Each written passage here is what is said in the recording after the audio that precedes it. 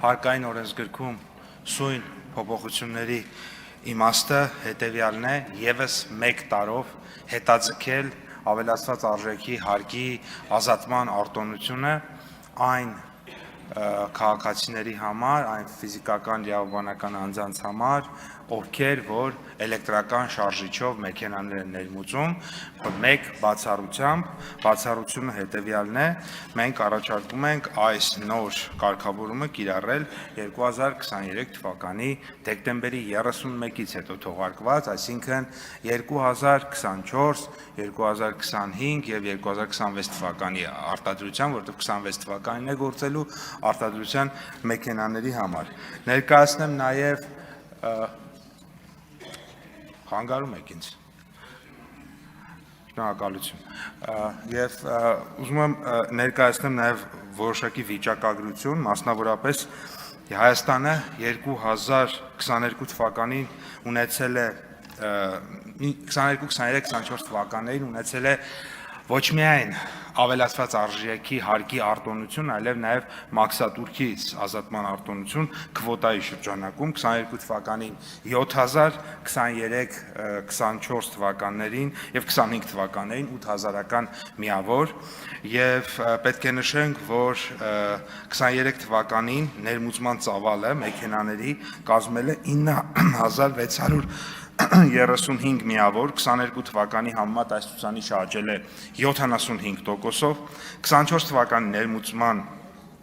ծավալը կազմել է 11793 միավոր,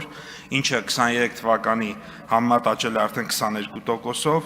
և նշեմ, որ համեմատության համար նշեմ, որ 19 թվականի համեմատ 24 թվականին 17.6 անգամ ավելի շատ էլեկտրական շարժիչով ավտոմեքենաներ և նմանատիպ ուրեմն էլեկտրական շարժիչով փոխադրամիջոցներ են ներմուծվել Հայաստանի Հանրապետություն, մասնավորապես նոյեմբերի 19-ի վիճակագրությունը իմ ձեռքի տակ կա, նոյեմբերի 19-ի դրությամբ արդեն 25 թվականի վիճակագրությունը ասեմ, ուրեմն Հայաստան է եկել 16381 միավոր ավտոմեքենա, 7 միավոր ավտոբուս և 2479 միավոր մոտոցիկլետ կամ մոպեդ, այսինքն մենք ուրեմն փաստացի արդեն 19000 ավտոմեքենա ենք այս տրանսպորտային միջոցը այս տարի Հայաստան եկել, ինչը նախորդ տարվա համեմատ բավականին շատ է և հետևաբար կարող ենք ակնկալել մինչև տարեվերջ, որ կկրկնապատկվի նախորդ տարվա նկատմամբ ուրեմն նախորդ տարվա ներմուծման ցուցանիշը, ինչու համար է սա կարևոր և ինչի է կառավարությունը այս քաղաքականությունը կարևորում ենք հետևյալ պատճառներով, նախագծի ընդունմամբ նպաստավոր պայմաններ կստեղծվեն երկրում էլեկտրական շարժիչով տրանսպորտային միջոցների ձեռքբերումը ու շահագործումը խթանելու համար, ինչպես նաև կանաչ տնտեսության նպատակներին հասնելու համար, արտոնության կիրառումը ամբողջովին կառավարության քաղաքականությանը համահունչ է, մենք վերջերս ընդունել ենք կանաչ տաքսոնոմիան, մենք ընդունել ենք կանաչ և կայուն տնտեսության ռազմավարական ծրագիրը այս տարվա ընթացքում և այս ամբողջ քաղաքականությունների հետ ինքը համահունչ է և արտոնության կիրառումը կնպաստի նաև շահագործման համար անհրաժեշտ ենթակառուցվածքների զարգացմանը, այդ ոլորտում լրացուցիչ ներդրումների ներգրավմանը, նոր աշխատատեղերի ստեղծմանը, ինչպես նաև Հայաստանի Հանրապետության ավտոպարկի թարմացմանը և էներգետիկ անվտանգությանը։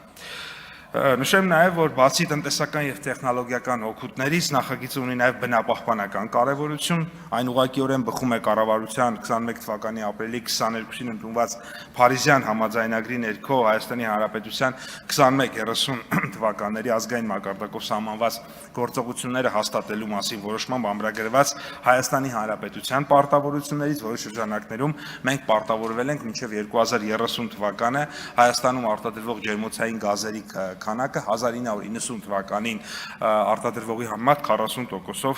կրճատել։ Այս ուղղությամբ քայլերը նույնպես բնականաբար այս գործողությունը կնպաստի, սա երկրի էներգետիկ անվտանգության համար կարևոր նշանակություն ունի և կարևոր է, որպեսզի նաև զուգահեռ քաղաքականությունների հետ իրեն համադրենք, սա կլրացնի և կարծում ենք, որ էական դրական նշանակություն կունենա։